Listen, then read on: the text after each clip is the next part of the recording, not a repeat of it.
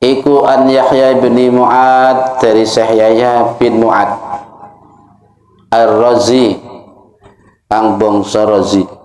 Razi iki maknane al-wa'id, wong kang mituturi.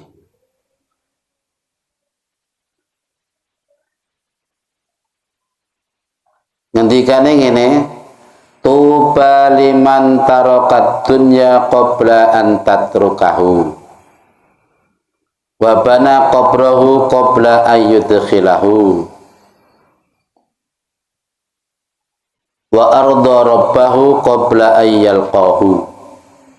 Kan tuba bejo banget, bejo kemayangan liman tumrape wong kanggone wong taroka kang ninggal sapa man ad-dunya ing dunya qabla an tatrukahu ing dalem sadurunge yen to ninggal apa dunya ing dheke ing man maksudnya ngono. Jadi bahagia bagi orang yang mampu meninggalkan dunianya sebelum dunia meninggalkannya. Ya, gitu. Maksudnya ngono. Sing dimaksud dunia iki harta. Ya pokoknya urusan dunia iki lah. Bahagia sekali bagi orang yang mampu meninggalkan urusan duniawi ini sebelum dia ditinggalkan. Ngono. Lagi nek apa dipahami betul engko ya salah pengertian malah bahaya. Berarti dunia ini kon ninggali kabeh. Enggak begitu maksudnya. Ketika di tangan ada harta, kita mempunyai rezeki memang. Itu jangan dianggap sebagai milik kita. Gunakanlah itu untuk kebaikan sebanyak-banyaknya. Contohnya kayak man syarafa ambalahu bin anwa'il birri, yaitu membelanjakan ke arah kebaikan. Sebuah lah dunia ki sebelum duit memana duit ki eling iki duit sebelum entek daripada gak manfaat sedang dititipno ning madrasah, titipno ning masjid, titipno ning anak yatim, pokoknya maksudnya di sedekah nih sebelum harta itu meninggalkanmu. Maksudnya ngono, ora kok angger duit perlu ditinggali ngono. Iku sing dimaksud ninggalne dunia sebelum dia ditinggalkan dunia. Soalnya apa? Dunia yang setiap hari bagaimana ya kita kumpulkan, kita kejar sampai nggak lali waktu dan sebagainya. Ya, memang secara dohiriyah itu di dalam kekuasaan kita, tangan kita. Gitu. Tapi kita nggak tahu sampai kapan itu harta bisa bertahan di tangan kita. Wong kadang nyoto-nyoto wis nampa wis tompo tangan iki lho. Ngene. Dalah dadak nek tamu sambat tang duit. Padahal lagi nampa. Mau enggak mau kan ya rezekine wong iku. Ngene kan. Ngono nek iso ya anggapan niku sebagai hal yang lewat. Ini karena dalam kekuasaan saya mumpung durung ndang diarahkan kepada hal yang baik. Nah ini kan ya perlu belajar nek ngono kuwi. Tidak semua orang bisa langsung iso ngamal ning ngono kuwi. Wong duit kok sithik dikumpulne kok malah kon nitipno wong angel ngene, abot ning ati iku. Nek gak kalau dipelajari. Jadi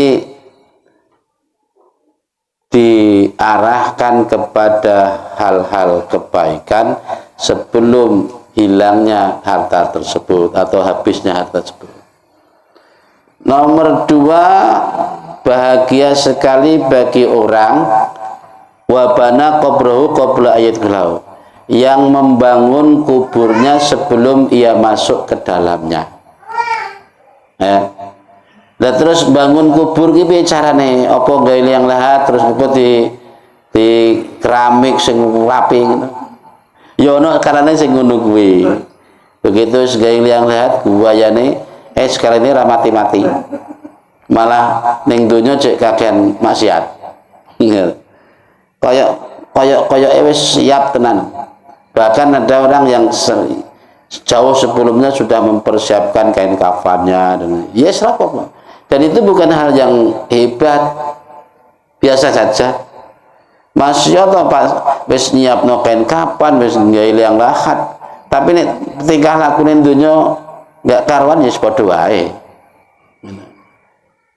Jadi bahagia sekali bagi orang yang membangun kuburnya sebelum ia masuk di dalamnya. Lho carane bangun ya apa? Bi an amala ma fihi turisu fil qabr. Yaitu melakukan amal ibadah yang menyebabkan ia bisa nyaman di kubur nanti. Nah, ini amal ibadah apa macam-macam. Makanya diantaranya ya ini diantaranya ini di keterangan yang lain, di kitab yang lain. Jadi barang siapa yang menghendaki kepenak no alam kubur besok, maka hendaknya ia jaga dan pelihara sholat 5 waktu. Di antaranya itu jaga dan pelihara sholat 5 waktu. Itu di antaranya. Jadi kayak wingi tak terang nih, kuburan ini kayak ngono kae. Para sahabat itu ketika Nabi menceritakan siksa neraka, ya nek soal merinding ya merinding, takut ya takut, tapi nggak seberapa. Ya, karena bayangan sahabat tentu oh ning neraka berarti koncone akeh. Gitu. Maksudnya loro disangka wong akeh. Tapi begitu Nabi menceritakan siksa kubur, ngeri para sahabat sampai menangis sejadi-jadinya. Nah, karena bayangannya yang siksa kubur kan dewe-dewe, ya, dewe-dewe, kayak tempatnya mung sakmono, ya, bisa dibayangkan. Wong mati iku, wong iku baru sadar nek dhek mati. Ya ketika kemarin itu, ketika ruh setelah keluar itu dikembalikan. Seret untuk keperluan pitakon malaikat munkar nakir. Nah, dikembalikan ke jasad itu loh, bagaikan orang yang bangun dari tidur. Jadi situlah baru sadar dia. Wong awak detang itu kok turu ngono ki lho. Baru sadar loh, kemulku kok dudu iki, kok malah putih-putih. Lagi kiwa tengen kok ya tanah sing lembab, peteng dedet. Nah, di situ baru sadar. Ya kita bisa bayangkan kayak ngono ki. Ngene. Dan nek gelem bangun kuburan dengan cara itu mau beramal baik. Pokoknya ning donya wis gunane kanggo sangu kuwi ngono. Insyaallah ya selamat, tidak sebayah yang dibayangkan ngono insyaallah ngono. Sini ngono. Saiki umpama ya, semua orang pasti ya ngakoni nek urip bakal mati, dan kuburan itu satu-satunya tempat yang harus dilalui, tidak boleh tidak gitu. Mbok derajatnya nabi kah, rasul kah, bagaimana yang biasa, tetap melalui itu pintu. Namanya itu awwalu manzilin min manazilil akhirah. Alam barzah itu, kuburan itu adalah gerbang pertama memasuki gerbang-gerbang berikutnya dari tempat-tempat akhirat. Jadi kita masuk kampung pertama, gerbangnya di situ. Masuk kampung akhirat itu, gerbangnya di pintu kubur itu. Semua orang pasti lewat situ. Ya, kullu nafsin dha'iqatul maut. Jadi setiap jiwa akan merasakan, mencicipi namanya mati. Semua orang. Al-Quran memakai bahasa dha'iqatul maut, yaitu nyicipi. Kan nyicipi tak tahu? Karena apa? Di sana nanti akan ada kehidupan lagi. Jadi mati ini kubur dulu. Iku aslinya mau nyicipi. Makanya bahasanya dha'iqatul maut. Bukan kok kullu nafsin maut enggak, tapi nyicipi mati. Bahasanya ngono. Nah, makanya tidak ada jalan bagi kita kecuali untuk persiapkan diri. Semua orang tidak ada yang membantah tentang kematian dan alam kubur itu. Gitu. Berarti wong kan sebenarnya bakal di tran merono to. Trane merono kabeh. Gitu. Jadi yang ditunjuk ini mung ya sementara. Wis genah nek roh kene iki sementara, tapi sing dibangun mati-matian kan omah ning donya iki. Gitu kan terbalik. Mesti kan sing kono dibangun ngono. Wah iki ning kene iki mung sementara, ning kontrakan iku nek kontrakmu habis yo pindah rono ngono kan. Mesti kono sing bangun. Mesti kan ngono. Cara wong akale waras kan ngono mesti. Carane bangun iku mau ora kok nggo tenaga dan sebagainya, yo tenaga lah, ngamal ibadah kan tenaga. Juga pakai harta. Ngamal ibadah sing kanggo akhirat. Bisa diketahui bahwa di kubur itu sampai kapan? Ya sampai hari kiamat, sampai hari kebangkitan. Ya nek ndang kiamat. Itu, nek cek suwe. Yang untuk kiamat ini juga belum tentu itu akhir dari penderitaan, malah jadi awal lagi dari penderitaan. Karena ya kiamat kan setelah apa itu semua dibangunkan, dibangkitkan dari alam kubur. Nah di situ nasibnya terus beda-beda. Orang dibangkitkan dari alam kubur, kemarin ada keterangan itu, disesuaikan ketika di dunianya. Nek wong iki ning dunyane biyen apik ya nalika tangi iku dadi wong apik. Nek nalika ning dunyane di bengkerok ya begitu tangi ya wajah dulu itu ya nampak dadi wong bengkerok. Ngono. Jadi enggak ada yang keliru. Iki biang kerak begitu bangun dari kubur kok tiba-tiba jubahan kiai, nggak ada yang terbalik begitu. Jadi seseorang dibangkitkan dari alam kubur sesuai profesinya, sesuai prestasinya di dunia. Benar. Nah, kemudian yang ketiga, jadi yang kedua bahagia bagi orang yang bangun kuburnya sebelum dimasukinya. Ya kan? Karena ya karo ngene iki padha karo titil-titil nilai sithik-sithik kanggo sangune mati ya ngono to. Wa ardharabah nomor 3 wa ardharabahu qabla ayyalqa, bahagia bagi orang yang selalu membuat Allah ridho, membuat Allah senang dewe sebelum ia bertemu dengan Allah. Qabla ayyalqahu, artinya sebelum dia mati, ketemu Allah kan mati gitu. No. Sebelum kita ketemu Allah itu selalu membuat Allah ridho. No. Sebelum sowan.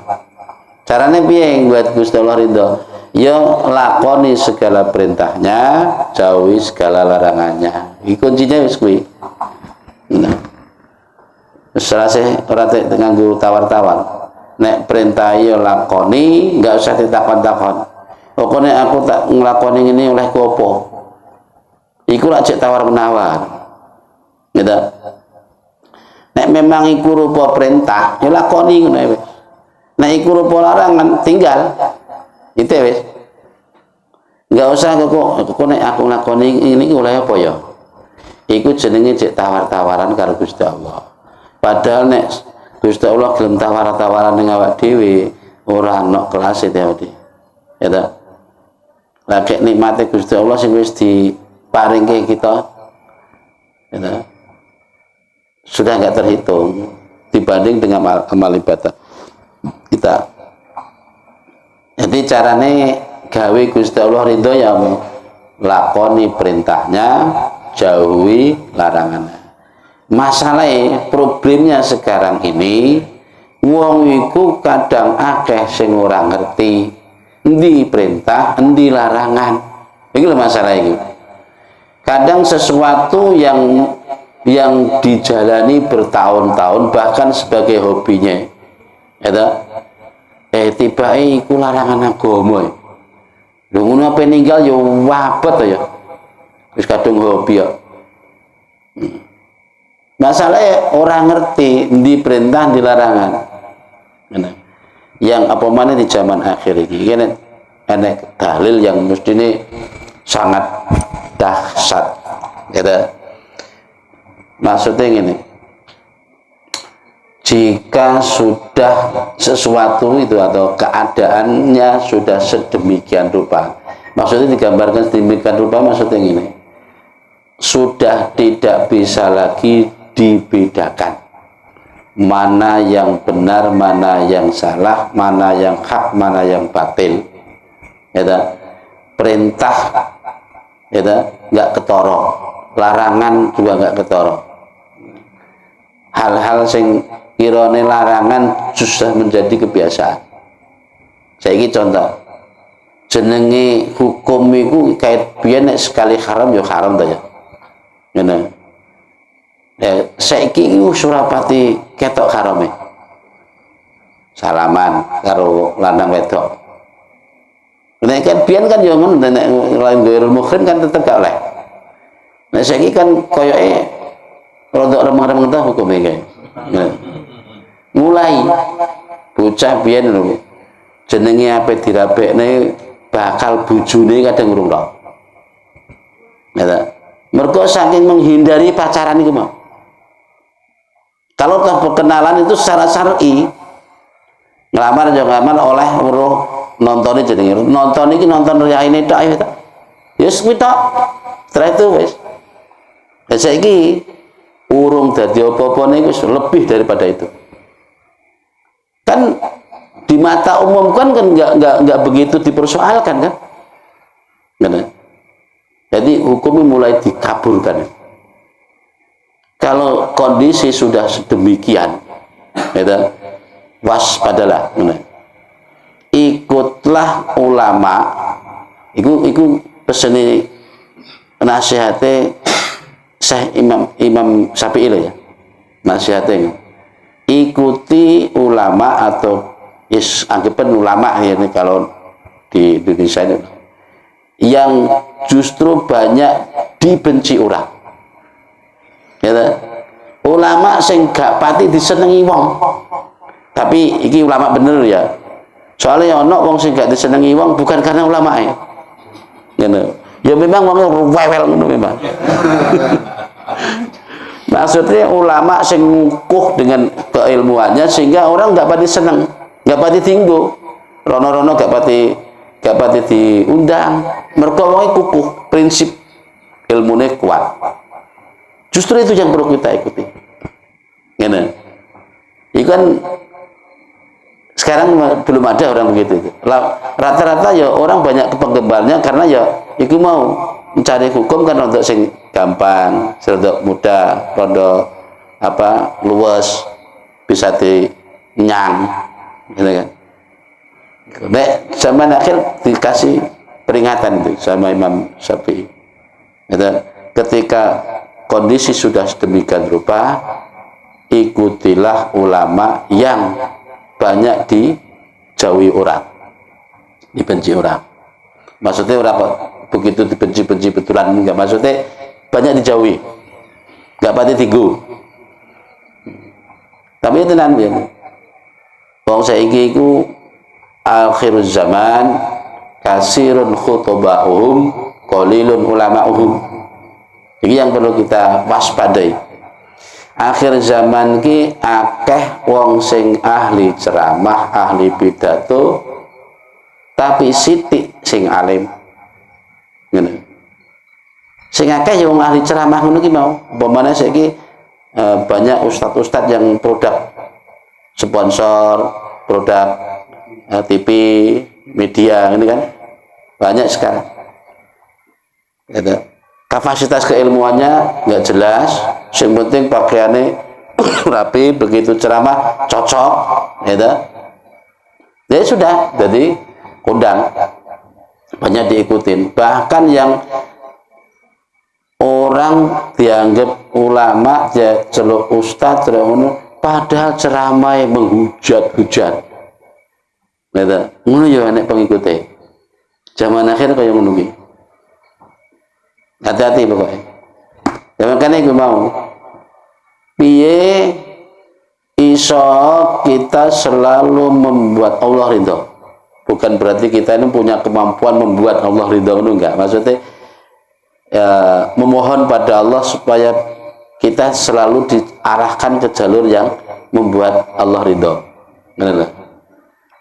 Sebelum kita sowan ana ngersane Gusti Allah, maksudnya mati. Caranya ngono. Dengan cara apa?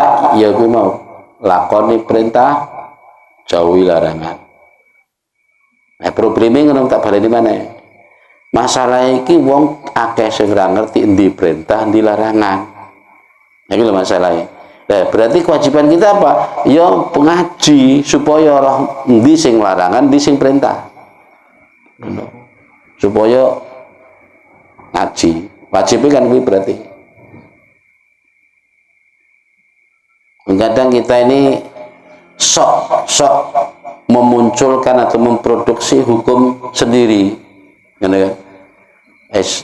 Bagaimana diutik-utik pikirannya dewi. Paling nek ngene iki ya ora apa-apa. Lho aku iki kan ya mergawe, paling cara ora apa-apa ya ora apa-apa. Lho iku kan sing ora apa-apa, sing muni ora apa-apa ku sapa? Kadek dewi. Kan produk hukum sendiri. Diudik-udik dewi, kan? Ini ki yo, ngomong keris delo ya apa-apa, momen jamaah biasanya kan jamaah taktik. Angin ini Gusti Allah yang maklumi, kene ya repot. Kan diudik-udik dewi ngono ki ya. Berarti kan gawe produk hukum sendiri. Ya, kayak ngono ki.